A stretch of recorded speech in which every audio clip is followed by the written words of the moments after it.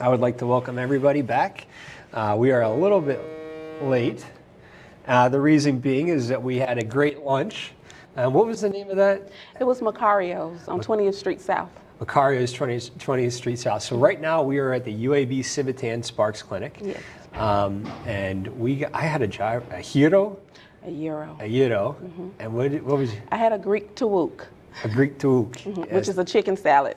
I could not stop eating those fries. Those fries are delicious. They were really good. That's one of our best restaurants here. I'd be going there every day if I was. You want a Greek and Mediterranean food. Heck yeah. Okay, so at this point, I would like to hand it back over and allow you to introduce yourself and what UAB Civitan-Sparks Clinic is. Okay. Well, my name is Daphne Arnold. I am a medical social worker here at UAB Civitan-Sparks Clinics. We're located at the top of 20th Street, downtown UAB. An agency that does testing and evaluation for children and adolescents who you think may have any kind of developmental delays, or if you think they have any kind of disorder such as ADHD or autism spectrum disorder. So we're the diagnostic end of service. Now, when you say diagnostic, what exactly is diagnostic? So what we do here is we do more testing. We have a multidisciplinary team that works with you. We have we have just so many disciplines that work with you. You have a social worker, psychologist, nutritionist, audiologist, speech therapist, occupational therapy. So you have a multidisciplinary team that are working with you and your children through the evaluation process. So this is the diagnostic end, because any kind of services you're going to try to get, you're going to actually need a diagnosis. And so that's where we come in. So that brings up a really good point. We were able to speak with James Myrick and Curtis Gleason a couple of weeks ago about vocational rehabilitation. And they said one of the things sometimes that they'll need is documentation on evaluation, stuff like that from professionals, occupational therapists, physical therapists, stuff like that. Yes. So at that point, that's where UAB Civitan-Sparks would really come into play there. Yes, that's actually where we come into play. So any services that your child is going to need, child, adolescent, adults, any kind of services you're trying to get, you're going to have to try to hit some kind of diagnostic criteria.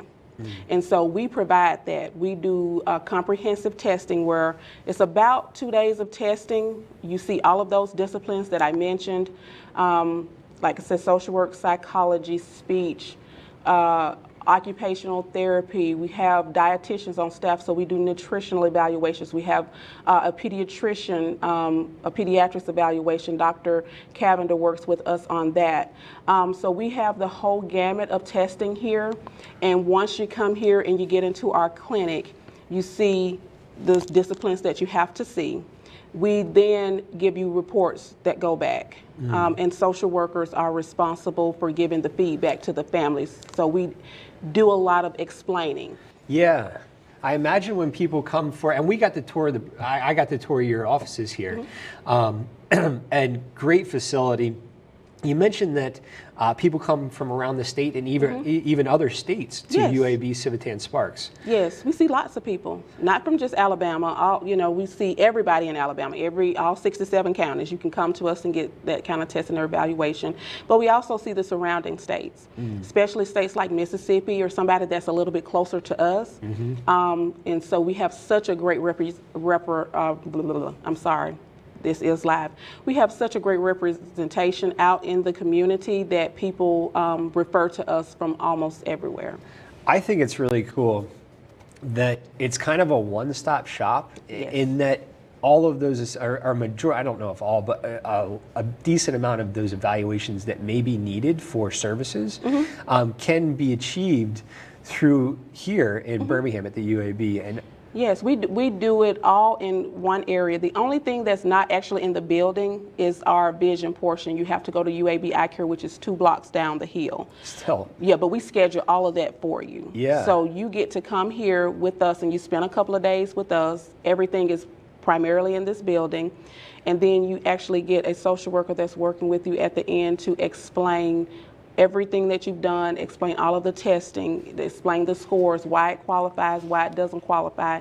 We also provide you with the diagnosis and make sure that you understand that diagnosis, as well as give you steps to how to obtain the services, whether through the school system or whether out in the community. Now, you were just speaking a lot about moving forward after UAB, but what does the intake look like? The intake, so 50% of my time I am a clinical social worker, but the other 50% of my time I am one of the coordinators for the intake process.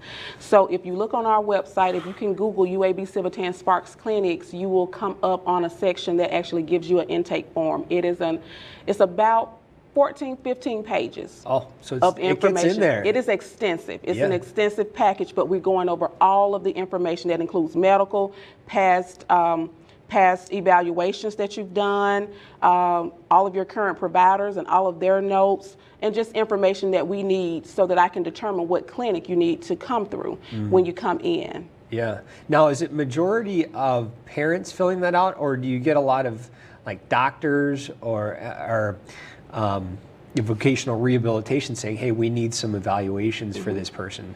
Well, what normally happens is the parents normally fill that out because it's a lot of information, but we work with a lot of agencies. We do work with agencies that if they need help filling out the intake packet, they can actually come in, sit down with us. We can help them fill it out. Doctors' offices, especially their nurses, help fill out the intake packages for some of them. We also work closely with Jefferson County Department of Human Resources or any DHR that comes in. So sometimes the DHR workers or other service providers either fill it out or help them fill it out. Yeah. Now, you mentioned that part of that paperwork would be maybe some past evaluations. Are evaluations like an ongoing thing throughout a person's life there?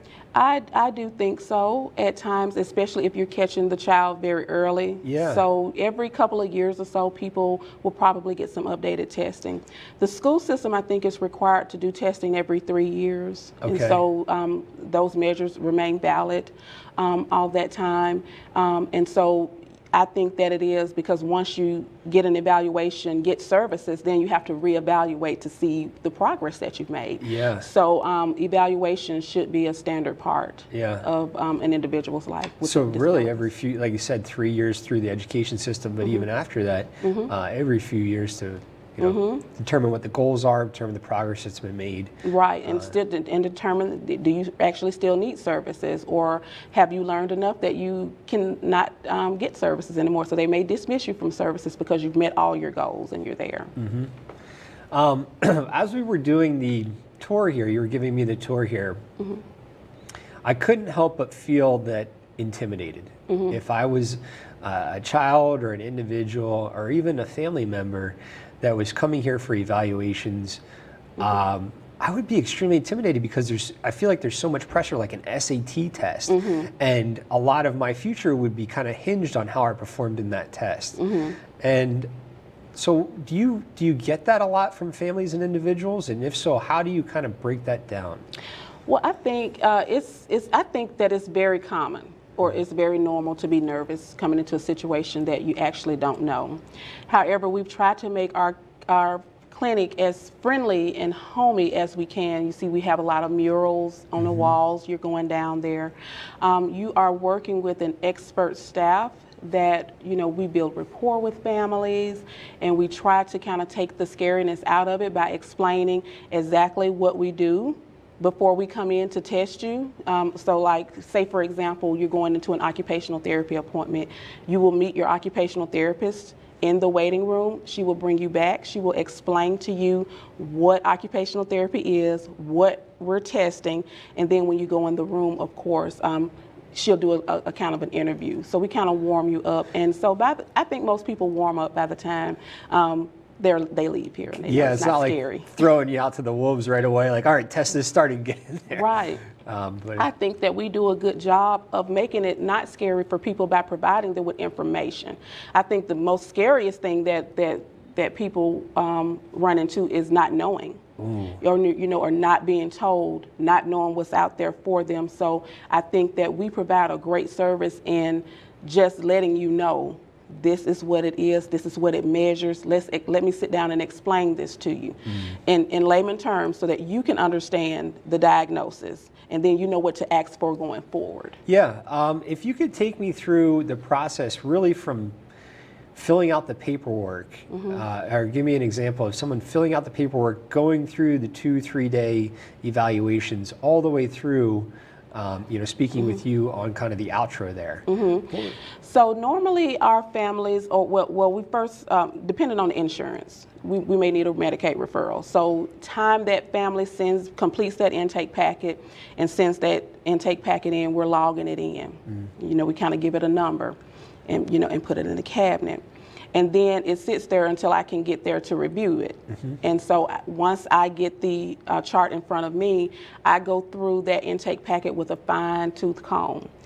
Some people are great at filling out intake packets. Others are not so. I'm the one always on the phone. Did I fill out page 3, line 4? Right. So at that point, then you're going to get a call from me. And I'm going to say, hey, it's Daphne. I'm from UAB Civitan-Sparks clinics. I do intake. And they're like, thank you. I haven't heard from anybody. So they're really happy that they're actually getting to talk to somebody that's there, because it could be a little bit of time before you kind of get there. Yeah. So, and I speak to them, I say, okay, I'm looking over the intake packet and I noticed that you didn't have an answer here. So can you kind of tell me a little bit about what's going on? And so at that time they tell me, their whole story. And they just kind of start, yeah, take you from square one at that point. They take you from square one because, our parents, I think a lot of them that I have talked with sometimes feel like they're not quite heard by other people out in the community, or that people are kind of glossing over the concerns for their children. And so when I call them, I allow them to tell me as much of their story as they want to communicate.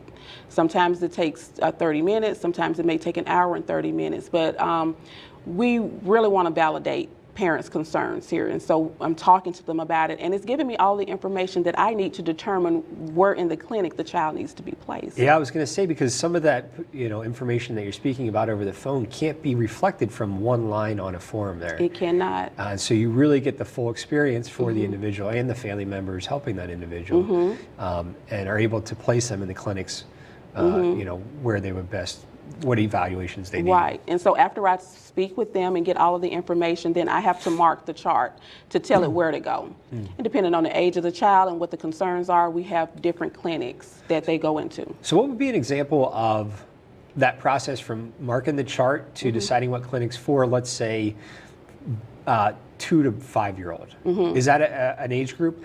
Let's take a step back. So what age groups are UAB Civitan-Sparks clinics? We see children from all ages, from 0 to probably about 18 or 19 or even 20. Okay. So anywhere among that time you can do that. The youngest that I have personally worked with was about an 18-month-old child with a question of autism. Okay. And so when you're looking at the clinic, we have clinics like Pediatric Communication Clinic that focuses on speech. And you have to see several clinicians, but that's the main focus. Are you having trouble with speech? Do you already have a diagnosis of that, or what's going on? So that's our Pediatric Communication Clinic. We have Child Development Clinic for children from the age of 3 to 6, where development concerns are the major things. They're not walking on time, they're not talking on time. Okay. They're not doing something on time. We have an autism clinic as well. Specific autism clinic. Yes, we have preschool autism clinic, and we also have school age autism clinic. Okay. Those are a couple of the autism clinics that we have here that are kind of different depending on what age that you are. We have multiple disabilities clinics, so we get a lot of kids that may be older, say they're like 15 or 16, and they've had the gamut of testing out there. They've had this diagnosis from here, and a diagnosis from this place, and a diagnosis from this place, and mom, dad, parents, caregiver just don't know what's going on. They know something's going on, but they don't know if the testing is really reflecting all of that. So we have multiple disabilities clinic where we can bring kids in. They have all of these diagnoses that they've gotten everywhere. And if they're on medication, they kind of clean that up for them. Yeah, because that can get tricky. It can get tricky. The list just keeps getting longer. The medication list gets longer, and then it's like, hey, let's go back a little bit here. And so we have, clinicians in that clinic. You're going to have a social worker. You're going to have a psychologist. We even have a pediatrician on staff, Dr. Cavender. She's our pediatrician, so she can look at those medical issues, because we have a lot of kids that have lots of medical issues, genetic problems. We see the gamut from physical disabilities, intellectual disabilities, or anything else. We see everybody. So it's kind of hard sometimes. And so when I'm talking to a parent, that's the questions that I'm asking. I'm asking all questions that when the team looks at this intake packet, they have everything they need to determine what type of testing they need to do once they get in here. So once you've gone through the information with the individual or the family, and you've kind of decided what clinic, then what happens? So as soon as I mark the intake packet up, it goes to insurance, where our billing department makes sure of the insurance and things of that nature. If you have Medicaid, we must have a Medicaid referral. So some people already have the Medicaid referral. Medicaid requires that, not us. What's a Medicaid referral? It has to come from their pediatrician. Okay. So from they their primary have care to their primary care physician. It has to come from them if they have Medicaid. If it's private insurance like All Kids or Blue Cross Blue Shield or whatever, then we have a billing department that looks over that information. Say, okay, Daphne, you marked them for these clinics. Yeah. So they call the family and say, hey, Daphne has marked you for this clinic, this clinic, this clinic. Your insurance only covers 80% of that or whatever. Yeah. And so we tell them what the price is before it goes anywhere else, whether they need co-pays, whether they have to pay out of pocket, or whether Medicaid is going to cover it for them. And so you don't have to go through Medicaid insurance or even any insurance. No. You can pay out of pocket if that's something that... Yes, you can pay out of pocket. If you want testing, you don't have to be insured. And I think even with our billing department, sometimes payment arrangements are made because, these tests are not cheap. And so we want to do everything in our power to get these kids into the clinic, get them diagnosed so they can get the services that they need. So you speak with our billing department and we try to see what kind of payment options are available. Because, that needs to be taken care of, and walking the family through that just to make sure everybody's on the same page. Everybody's on the same page before it moves another step. Yep. So some families, may drop out of that step if it's too expensive for them or something like that. But most people then go to the next step, which is scheduling. Scheduling. So it goes into the office of our scheduler, and it just waits its turn to be scheduled. Okay. Once the child comes up, so Angie, our scheduler, grabs the chart and she says, hey, we have a next available appointment this day. So it's probably about 2 to 3 days. It's 2 to 3 appointments because it's 2 days of testing most of the time, not all the time. And then you have a parent conference with your social worker or your psychologist who would do more like case management. We're the ones that give the feedback. So you have 2 days of evaluation and your feedback session. Okay. 1 or 2 days of evaluation and then your feedback session. And so once Angie talks to you and you guys agree on the dates that you come in, Angie then sends them a letter stating that, hey, your child is on our list and here's your schedule. We send them a whole packet. We send like directions. An introductory packet. We send directions, things you need to bring. Hotel information, driving directions. We send that in a packet to them just in case they have any questions or anything like that. They can always call the center and say, hey, I'm coming up there. What's the closest hotel to you? So we also provide phone. Do you guys partner with any hotel for a little bit of a weekly rate or? Not that I know of. However, if we had a marketing department, that would be something that we're going to get on. However, we do have a couple of clients that come around and they're affordable. So some of them are expensive, but some of them are quite affordable right around our clinic, and we just give them a list and then they can determine if they want to. Now, we had over lunch today, we were talking about some things that you guys do, and when families and individuals that are experiencing some difficulties are going to eat lunch somewhere, and what was that example there for individuals that are kind of high energy? Or? So part of what we try to do is not only do we do testing and evaluation for the kids, not only are we a facility that has trainees, so we do a training portion of it as well, but we also try to do outreach with the community, especially around us, so that they will know what our clients are, what our clients are like. And so in that vein, we have in the past walked around to the different restaurants, talked to them, and given out like sensory packets for the restaurants that want those. Sensory packets, that's the word I was looking for. Yeah, like sensory packets. Our occupational therapist came up with these free packets that we give out that we did not charge them for it. And so they are available for our clients that go to there that may have different sensories to loud noise, or they may be really anxious and they need something to kind of take their mind, like a scrunchy ball. So it's a whole little packet that we give them for free, and then they can use them on our clients or any clients or any of their patrons that come in with children like that. They can offer them a sensory package. I thought that was a really cool idea, working with your neighbors here, knowing that people might be coming in to this location and prepping the neighbors here, the local restaurants and stuff like that, to make sure that your customers' experience is well thought out all the way through. I mean, we try as much as we can to get out there to the community, let them know that we're out here and actually what we are and what we do, and then try to help provide services for anyone that needs it. Yep.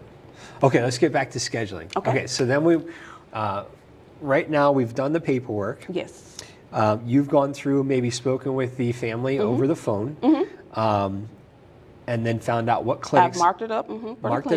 For the clinics. Then we go to insurance and billing. Then we go to scheduling. Yes. So then we say, we've got these 2 days, or, okay, take me back to that again. So once Angie comes on with the family to get the day's schedule and get them marked out, we give the family that over the phone. However, we try to send out reminders. So we send a little bitty pack out to them. Angie then sends a pack out to them that has the appointment dates, times, every clinician that they're seeing, everything, directions to get to the clinic, reminders like things like, hey, if your child wears glasses, bring glasses on the day of evaluation. We even have a packet for children, so parents can print it out for children, like my trip to Sparks, or what to expect when Sparks. Is it like a little coloring book, or?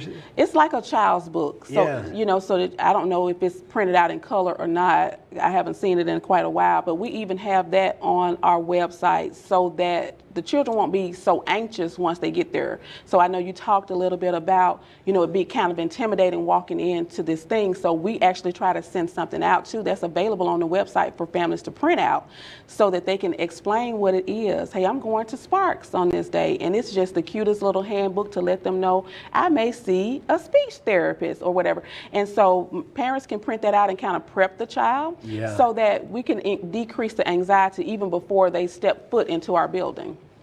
I think that's a really cool thing because, even if the parents are nervous, that kind of goes down to the kid. So if they're getting nervous, like you got to do well in these evaluations, that kind of thing. And so easing them into that as soon as possible.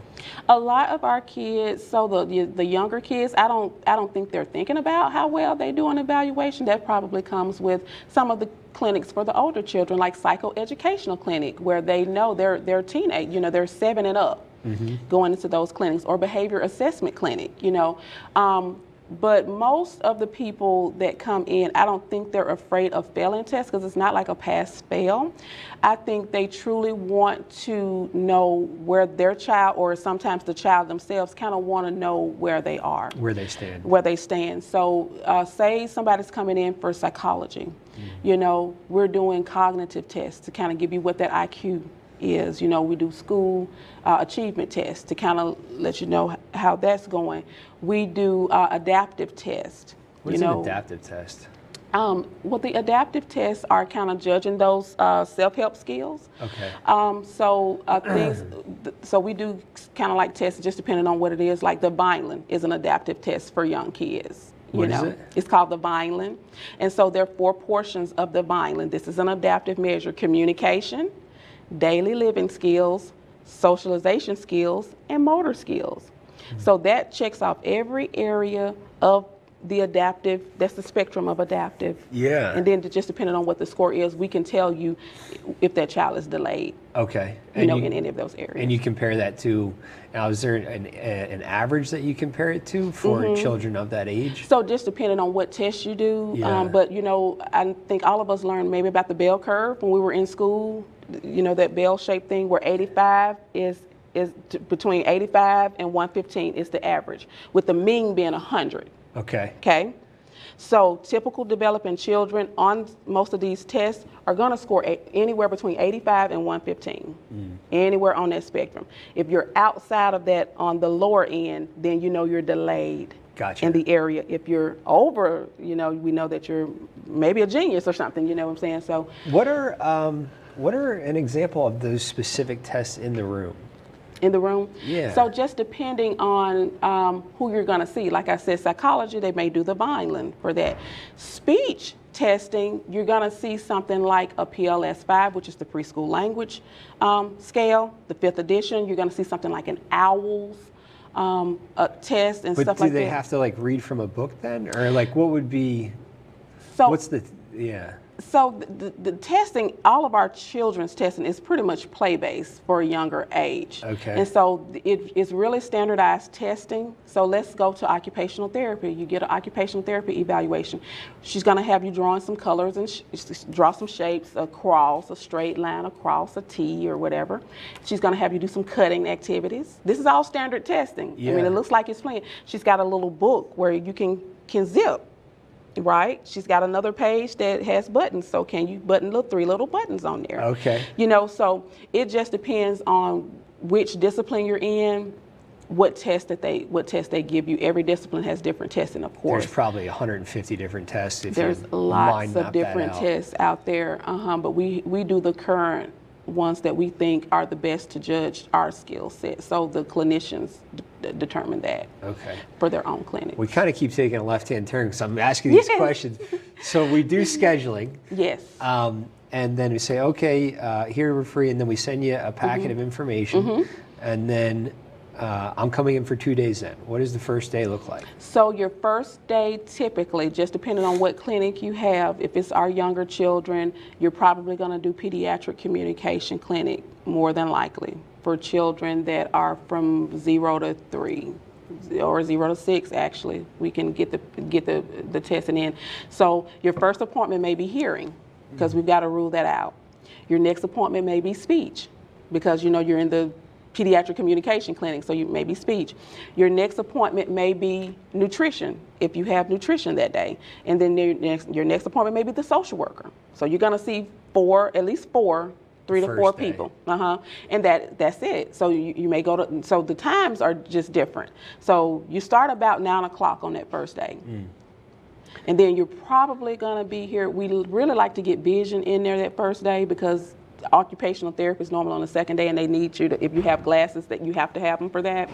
So a normal patient schedule would be something like hearing at 9, social work at 10, speech at 11, lunch break from 12 to 1, and then you come back and do vision.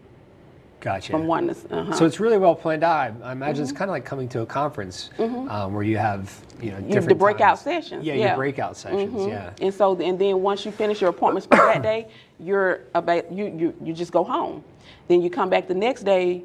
It probably starts at 8:30. You're going to see psychology more than likely first. You're going to see OT, and you may see nutrition and pediatrics if the Dr. Cavender is one of the options that are in there. Okay. And so that's your second day. You've seen everybody that you're going to see. The third appointment is where we sit down with you and tell you the results of all of that testing. Now about 2 weeks before we give you those testing results, we all meet just about that kiddo. We have a multidisciplinary staff meeting about that kid, and everybody tells them what they observed. They have their their preliminary diagnosis, and then they're coming on that hard diagnosis in that meeting, and that's the results that me as a social worker would be giving back to a family and Okay. explaining that to them. So there is a break between the first 2 days and then the time that you meet with the family. Yes. And that's about 2 weeks for the results. Well, no, it's about a month. Okay. So just depending on how people have to do it, your first and second day could be weeks apart, could be Gotcha. days apart, could be next month. Gotcha. We have a lot of people that are traveling long ways. Mobile's 3 hours away. You know, these places are Mobille's 3 hours. Mobile is 5 hours away. 5 hours away, something like that. You know, it takes a long time depending on, I guess, how fast you drive or whatever. Yeah, you got a lead foot over there. Then, you know, we have road construction. Yeah. Everywhere, All the you time. know. So some of our clients really have issues with transportation. Yeah. So they're waiting to the first till they get their checks, you know, or whatever, or they're waiting till they get paid. And so we accommodate the families as much as we can. We will put those days closer together if we need to. So say a family wants to come up and they want to just get the 2 days out of the way, they're going to stay in a hotel. Yeah. You know, so Or if they're visiting family over 4th of July and they got 2 extra days on the tail Right. end of a vacation, or Right. if they can only take 1 day off every other week. Right. Yeah, And makes so sense. we want to put some time in there. And so that's what Angie, our scheduler, she works hard and meticulously with these families, arranging their schedules that's going to fit them and it's going to fit us. And so normally between the 2 evaluations, whether they days apart or weeks apart, the parent conference or the feedback session is about a month away, because you Okay. have to give the clinicians and the trainees time to do the reports, time for us to staff it, and then time for us to get everything ready so the family can have it. Now, what happens during, are the parents or the family with the individual during the testing? Yes. So you have to have we're seeing kids and adolescents, so you have to have your parent here. Normally when you're testing, there's two sides. So you see in our double-sided mirrors where you got the area Looks where like an they're playing and interviewing testing. room. I feel like I'm being grilled as soon as I walk in there. Like, I can see you guys through the... We've got to work on you to not be scared of this place. We got to work with you on that. I see, well, it's all these horror movies and all Yeah. these crime serial things on. We are not that aspect. We are a good place. But so what normally happens is the child and the parent separate. That's best case scenario. Sometimes they don't. That the child is in their testing, and then behind the mirror, the parent is getting an interview. They're speaking with somebody They're else. speaking with the psychologist or the psychologist trainee. And the Okay. psychologist is either doing that testing or not. So, and that works with speech, it works with OT. You got a parent interview part and you got the testing. Now, what does the parent interview part consist of during those? So let's say you've got 2 tests before lunch, and your child is in the other room. You can see them through the window, and they're with the psychologist. Yes. Now, is the, what was the psychologist, Yeah. trainee? So the trainee, in a lot of cases, the trainee is doing the actual testing with the testing measures. However, sometimes the trainee is the one that's actually doing the interview with the parents, while the clinical psychologist is actually doing the training, just depending on what's going on with the Now, when family. you say interviewing the parents, what? Yeah, I mean, everybody's got to get their own information. So they've already filled out this big old intake packet that got lots of questions in there. So once you get in there, once somebody comes to get you, psychologist, OT, or whatever, we're going to take you back, explain what the testing is. Then they're going to ask questions in their area, their direct area, which is going to take a little while. And then they've actually got to do the testing. So a psychologist is going to ask lots of questions about everything, social environment, just everything. OT is going into those self-help skills, like with all types of questions. You're like, man, I don't know if he does that or not. I've never seen that.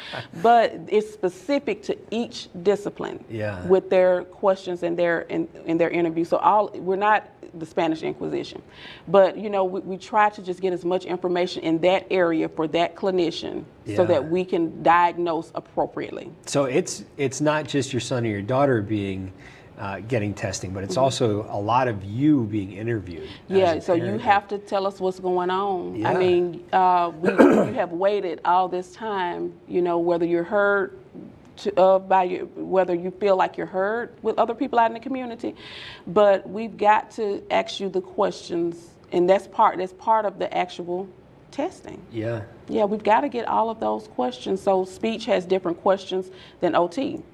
OT has different questions than social work. Social work has different questions from psychology. Yeah. Dr. Cavender, who's the pediatrician, got different questions for everybody. She's going into all of that medical stuff. We have kids with so many medical issues coming from birth and all of that, that she's the only one that can kind of explain to us those birthing records that we see in the computer. Yeah. Oh, he did this, this, and this. And so everybody asks their own different set of questions. Everybody's got the basic intake information, but you've got to go in depth in your area.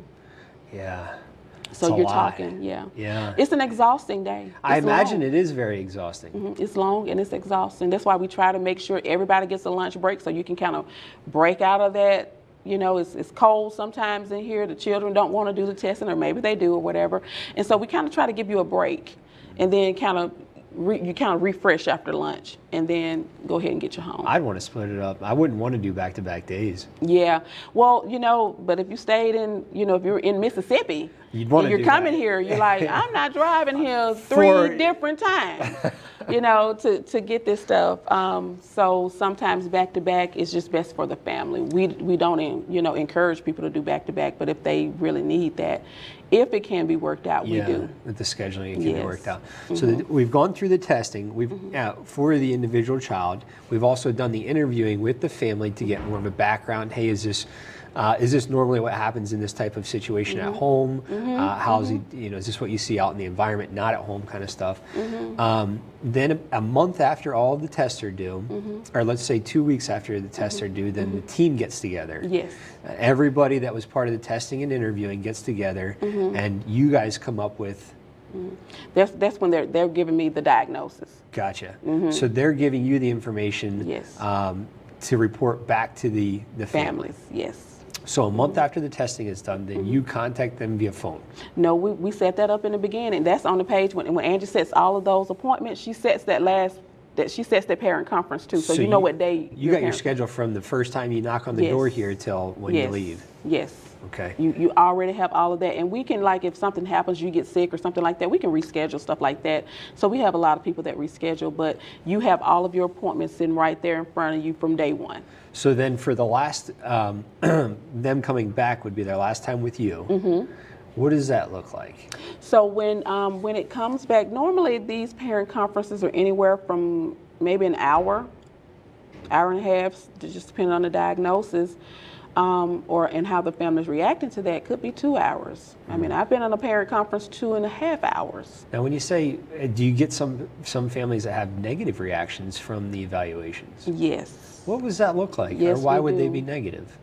So when you get individuals coming in about what's going on with their children, sometimes they may have an idea of what's going on. They may say, oh, I really think this is autism. It's one thing, I think, to think that's what's going on, but it's another thing to actually get that diagnosis. And that's hard for a lot of people because nobody wants anything to be wrong with their children. Yeah. Nobody wants to know that he's behind in this, and this, or she's, you know, has autism and that's a lifelong diagnosis. I mean, sometimes just the weight of it, even though it's expected, it's still hard. Sometimes you get in here and you have a married couple that are coming in and one person knows something's wrong and the other person is like, no, my child is normal. He just needs, or she needs to catch up. So sometimes they're not ready for that. They do not want their children to have any kind of disability or delay just because of the stigma of it in our community. And so it's really, really hard for some of our families to get that diagnosis. They're very emotional at times, and so we're going to sit there and we're going to talk you through it, you know, and try to, you know, encourage you at the same time. That was something that my grandparents went through with my family member, and I remember very vividly saying that they had a difference of opinion, that my grandfather was, she'll catch up, my grandmother being the bearer of her, and it was something that had happened during pregnancy. She had an idea that there might be something there, and so there was a little bit of everything will be fine, and we need to come to reality that there may be different difficulties for our daughter. Right, and so I try to, you know, and social workers and psychologists, because sometimes the psychologist and not the social worker, you know, we're trying to, you know, talk with you and to let you know that while it is bad, it's not the most terrible thing that's happened. There's services out there that can help skill progression and things of that nature, you know, and also we try to talk to them and establish rapport with them so that they trust that this is the right, you know, they've come to the right place and that we've accurately diagnosed their loved one. And that there are things out there that they can do, you know. So we run into that a whole lot during the parent conference of people just having to come to the realization that this is what your child is, and that's their normal. So there's a new normal for you. Yeah. And just because he has this delay, speech delay, or just because he has cerebral palsy, or just because they have intellectual disability, does not mean that they won't have a wonderful quality of life. You know, they have you as the biggest support. You're coming in here, you're getting an evaluation process, but it doesn't mean that you know, you've got a death sentence out here. We're going to do everything, and the community is going to do everything to help support you and to get your child, a loved one, you know, as much stuff as we can out here. But it's their normal. So don't compare them to your other son or your daughter or your neighbor's child. This is who your child is, and he's unique, and there's nothing wrong with being unique. There's absolutely nothing wrong. This is your new normal. And it's okay for his normal to be new. If everybody was the same, it would be a very boring world. I concur with that. And that's that meeting, I imagine, is a heavy meeting. Yes. For some people take it better than others because they already knew, but it's always, to me, it's a heavy meeting. I'm giving you results back from 5, 6, 7 clinicians, so it can be a bit overwhelming. Yeah. You know, I'm spending an hour explaining these testing results with, you know, what does that word mean? Right, and so, you know, I'm doing all of this, but at some point, you know, you can kind of see their eyes glaze over or something like that because they're just so overwhelmed, you know, with all of this. And so we are still available by phone because we know that these meetings can be a little bit overwhelming. We know that you're not going to be able to tell the school every recommendation that we've said, even though we've given you the IEP. And so we are still available by phone to help support you, even though your evaluation process is over. So I talk to a lot of schools, a lot of special education coordinators, a lot of principals. I talk to a lot of outpatient therapists. I talk to a lot of doctors in different areas if I'm trying to refer them something down there or something like that. So we're still working, even though your evaluation process is over, you're still not out there alone. Really implementing that evaluation into the future. Yes, and helping to guide you every step of the way so your baby can get all of these services. And then, like, if you need us to come and do a reevaluation in 2 to 3 years, you know, that kid that was 3 coming in here looks totally different at 7, you know, coming in. They've gained skills, they've been in school, they've done all of this. So that's kind of what that meeting is for. But I don't want people to think, okay, so we've got the evaluation process and that's it. If you need help accessing resources, call us. Now, what are some examples of resources that people would need help accessing?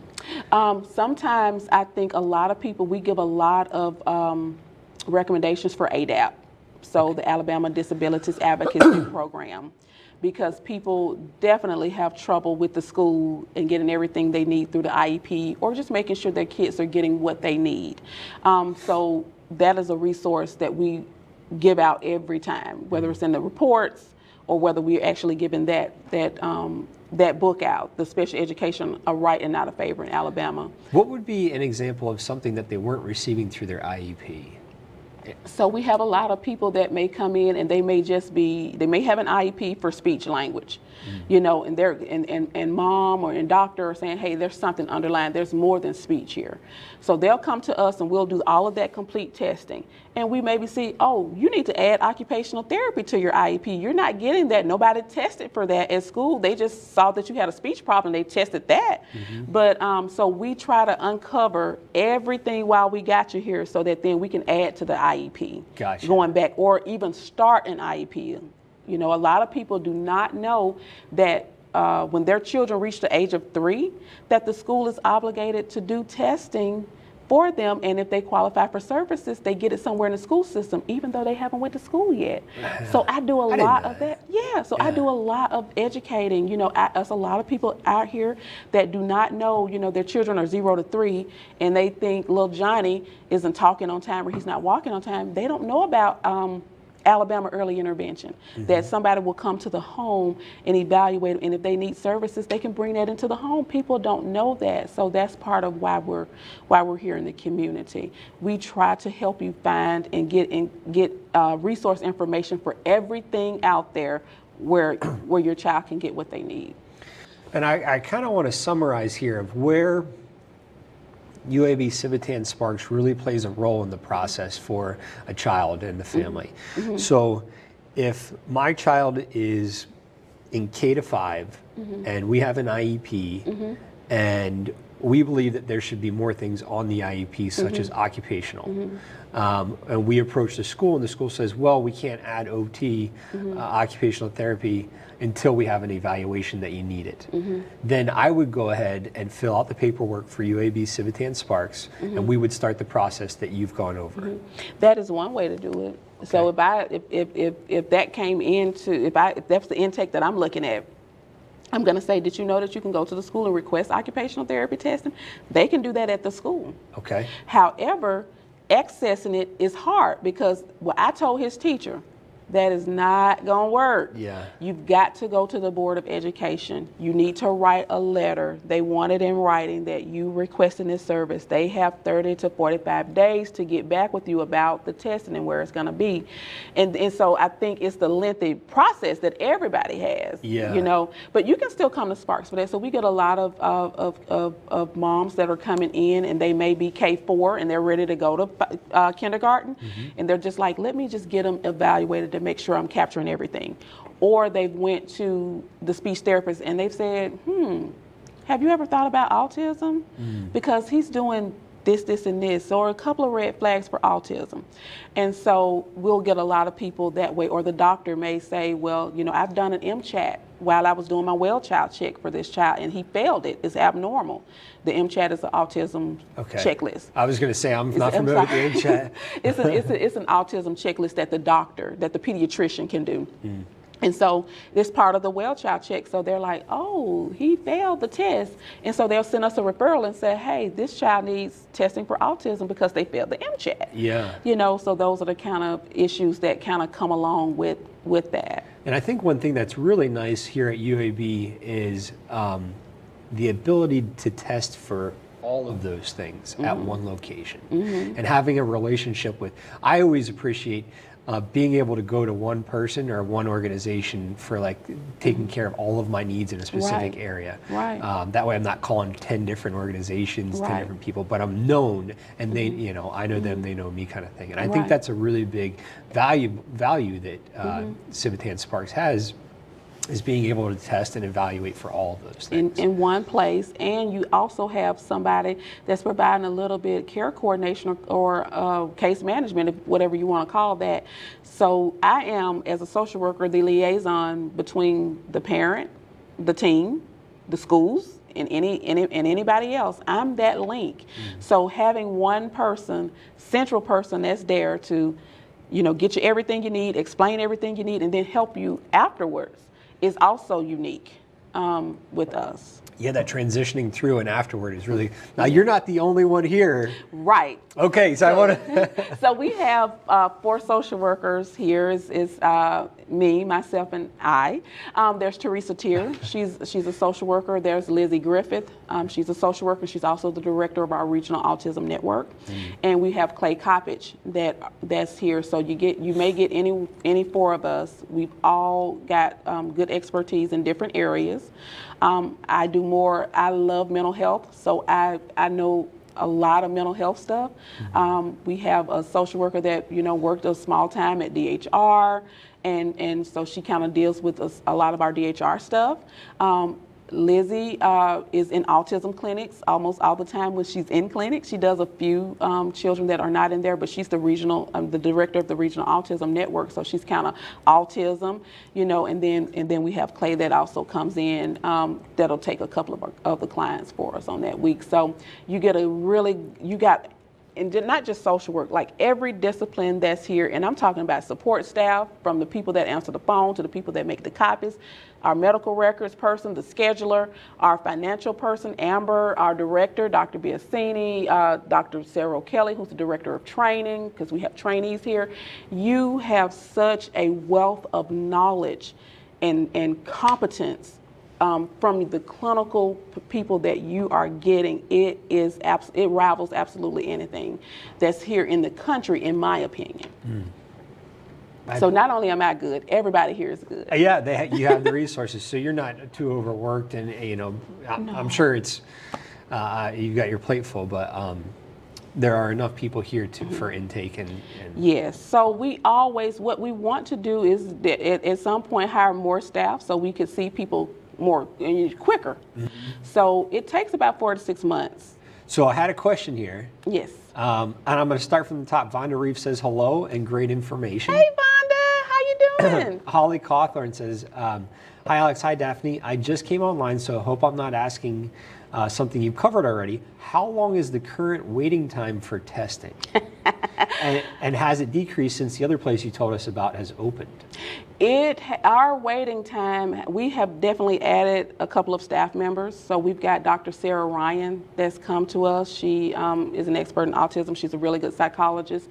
So where in the past, I think our waiting list was 8 to 12 months at Civitan-Sparks clinics, we are now 4 to 6 months. Okay, so you cut it almost in half. Yes, so we're making new clinics. We're experimenting with new clinics and with new things. And so we're definitely trying to get that wait time down. Now, is that from the time that they contact you to the time they're seen by? From the time we get that intake packet. It should take you 4 to 6 months to get in here, less, hopefully. But that's the kind of the rough time frame. And I'm just really happy that it's no longer 8 to 12 months. Yeah. Or people have waited 1.5 years to get in here. And so we've worked on that, and we are doing a really, really good job getting people in much quicker. Good. We also have a long waiting list. So everybody wants to come to UAB Civitan-Sparks clinics because we're one of the gold standards for this comprehensive diagnostic testing that we do. And so not only am I serving Alabama, we're serving surrounding states like Mississippi or sometimes New Orleans or even Atlanta. I'm like, you've got the Market Center up there. We can't get anybody, off of our waiting list. Do you, can Alabamians take precedence? No. I didn't know if that was a thing there. No, Non-discriminatory first state. No. When you send it in, you're in where you are in the line is where you are in the line. We do not fast track anybody. Everybody is important to us. I don't care I don't care if you are a neurosurgeon, which we've had kids that are neurosurgeons. But it doesn't matter on the level of developmental delay for the child. That's not fast tracked at all. Everyone's seen in the same order. Everybody's seen in the same order. You put your intake, packet in. We review it, and we get you in as quickly as possible. Nobody skips. Because everybody's important. If you get into that, then what's the determiner of the skip? That's tough because right? It's that's something on the provider side that I see is if somebody was deemed to have to go into an institution where there were institutions, if nobody else was around to help, the more severe the disability, the more likely they are to get the service waiver. We kind of don't play favorites in that area because we want it to be an equal opportunity for all, like America should be. But we just do not do that, because if you make an exception for one, then you've got to make an exception for somebody else. Everybody that comes in here is important, and it's the worst day of their life because their child may have this or their child may have that. So there is no more severe for us. Now, there's people with different diagnoses, but there's nobody that we just were like, oh my God, no, we do not do that. And we pride ourselves in this clinic on the fact that everybody has an equal opportunity to get on this waiting list, and nobody is skipping anybody. So Mrs. Hawthorne, I think Sparks has gone from, even a year and a half all the way down to 4 to 6 months a waiting time. And you can be guaranteed that 4 to 6 months, you're not going to keep pushed back further because you're in line. Your space isn't going to get bumped. Right. So heading in the right direction there, and you're still in line. You're not going to get kicked out another 8 months. Right. And so we have different scenarios that always happens. We will call somebody, the doctor has referred them for testing because they think it's autism. I call the family and they say, oh no, we're good. I have no concerns about autism. In fact, I don't even need testing. And I said, oh, well, that's great. Let me send this letter to you, just letting you know that you're no longer interested in the letter. However, because the doctor referred it, we have to send that letter to the doctor as well. Hey, Miss such and such said no.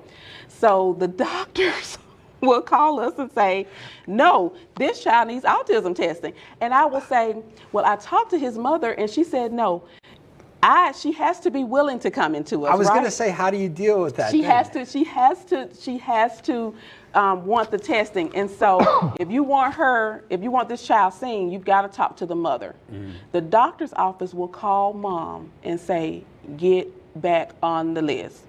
They will call me back in 2 weeks or however long this happened for the doctor get to them, and they'll say, well, Ms. Arnold, I thought that I didn't need it, but I just got off the phone with Dr. such and such and he told me, and guess what? They have not lost their place in line. They still have the same place in line. That's awesome. And so it kind of helps, for us to just give parents a chance. So a waiting list is a bad thing. I know people are just so worried about their kids. They just want it right then and now, but they're really good. Like, that's a really good sign if I said no and I'm taking off the waiting list, that I don't have to start all the way over, that I can get right back in where I was, and we'll treat it like it's never been outside of. I will say, if the doctor's saying you need to go get something checked out, please do it, no matter what it is. If you got a weird mark on your leg or something, or go get it checked out. Your doctor tells you to do something, you do it. Right. And I have these conversations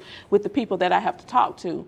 Okay, well, you don't have a concern about this, but doctor such and such, and then I'll read his notes, and I'll say in the notes he's saying, okay, the child avoids eye contact, and the child, spins around in circles, and the child lines things up, and so these are indicative of autism testing.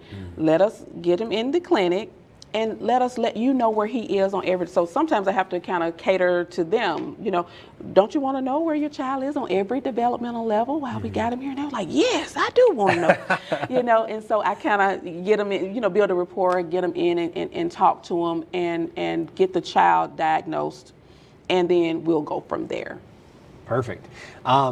Miss Queen Ford says, thank you guys so much. This information needs to get out there. Brittany Taylor Huey. Hey, Daphne. Hey, Brittany. Brittany Taylor Huey. Hey, Alex.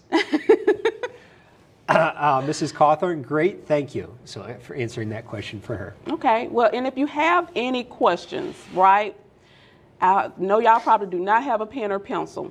So my direct office number, if anybody out here sees that and you just have questions, should your child come through waiting list, any questions at all, please feel free to call me. My office number is 205-996-5004.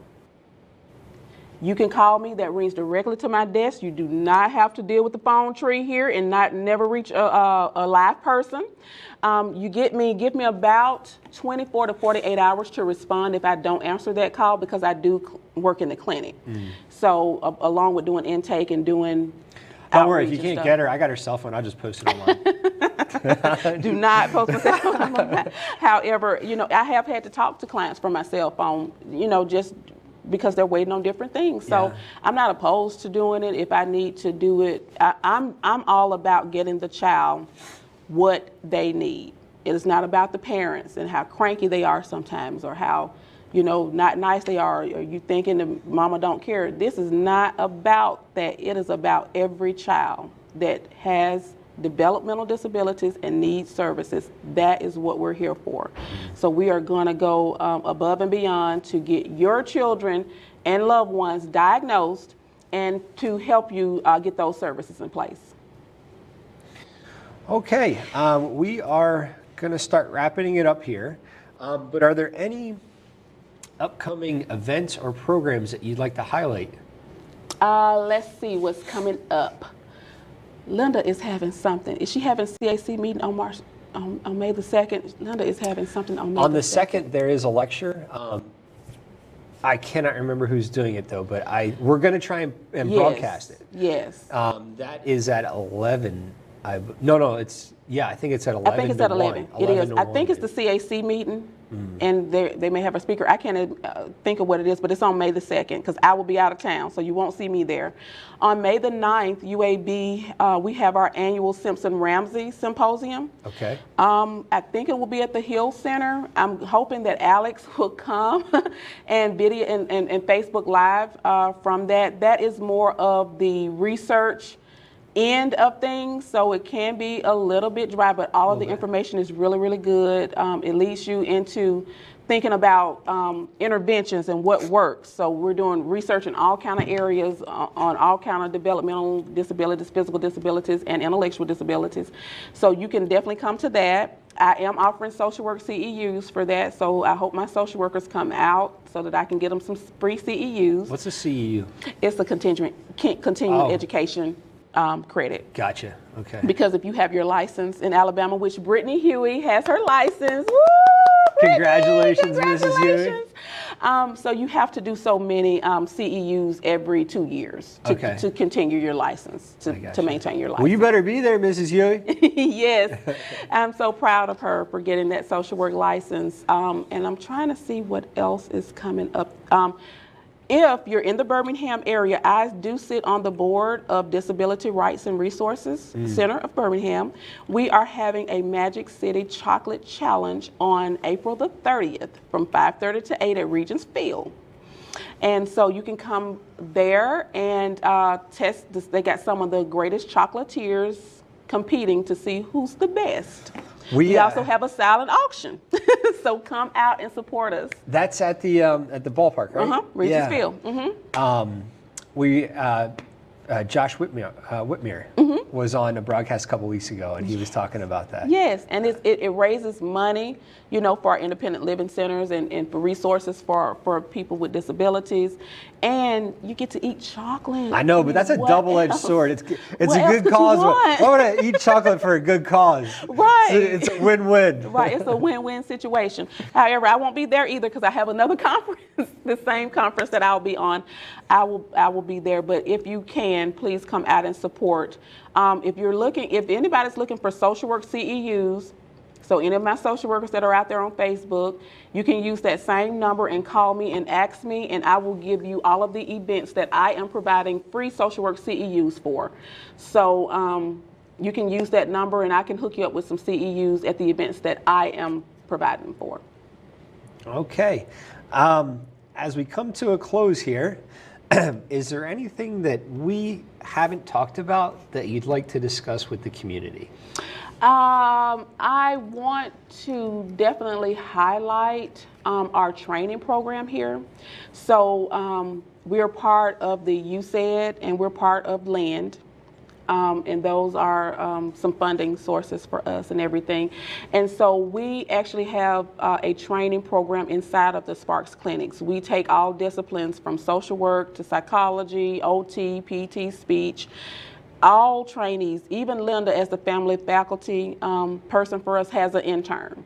So you can come to our clinic. So if you're a student or if you know students that are looking for internships and placements and want to work with kids, Dr. O'Kelly and Dr. Biasini are co-training directors here. We have a great training program and the trainees get so much wisdom in so many more areas than they would anywhere else. Now that's for like a junior or senior in college? Yeah. Okay. So like we have, we take mostly master's and graduate levels, but we do some BSWs as well, especially social work. We work with UAB.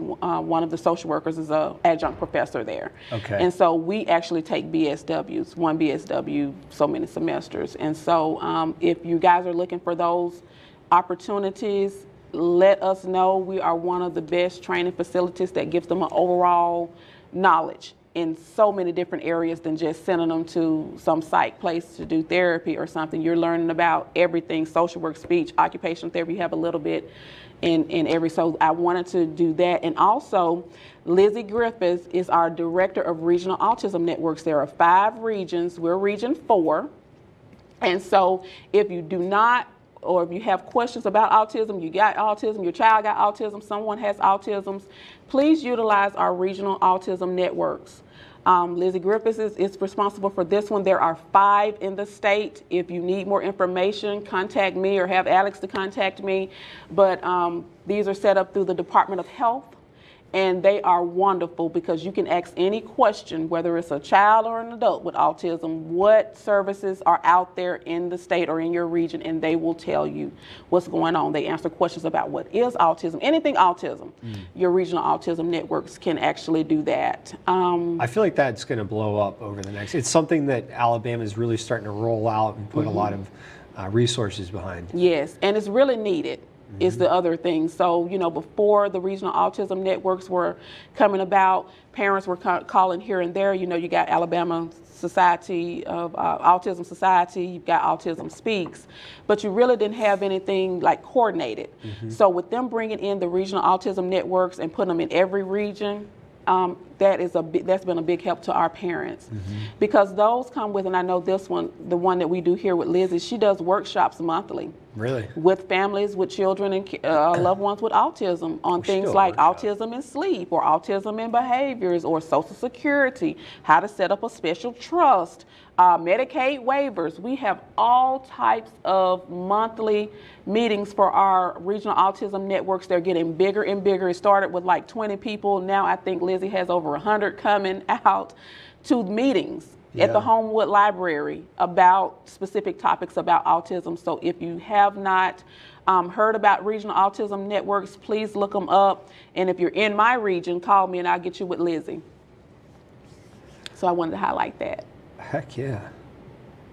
I feel like we should do that monthly Homewood broadcast. Yes. That'd be really cool. Yes, and so what we're trying to do is get somebody to tape it, right? And then we can broadcast it at each site. Yeah. So you don't have to be physically at Homewood Library, but you know, Region 1 and Region 2 can be at a certain place, and then they can still get the knowledge through telecommunication. They do that like the Church of the Highlands, where maybe the pastor is somewhere else. And So we're trying to get it to be like that, where they'll be televised, and you can bring them to whatever site.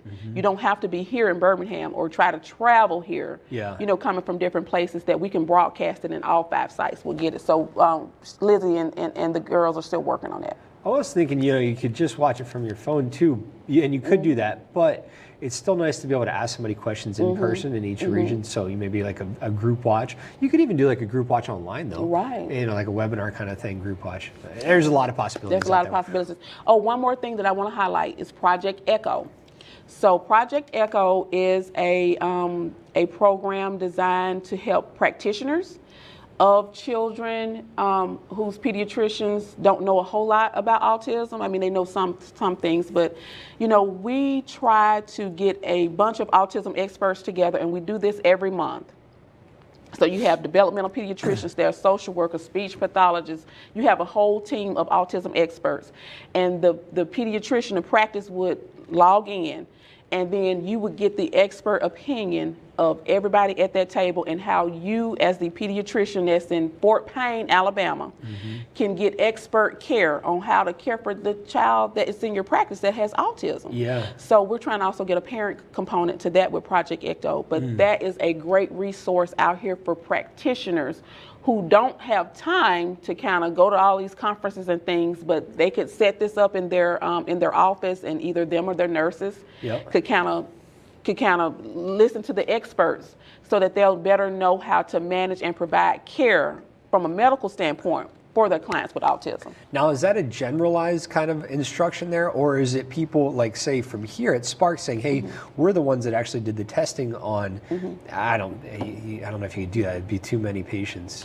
Well, you know what I mean? Right now it's just for providers. I think they're trying to get a parent component to it, but it's interactive. Okay. So just like we're on Facebook Live right now, they're live, and so you can ask questions and things of that nature Yep. through there, and that's what it's for. Yeah. It's to support that. So I don't know if they link in through the phone or things like that, but I know they do it via the computer. Yeah. So that, Dr.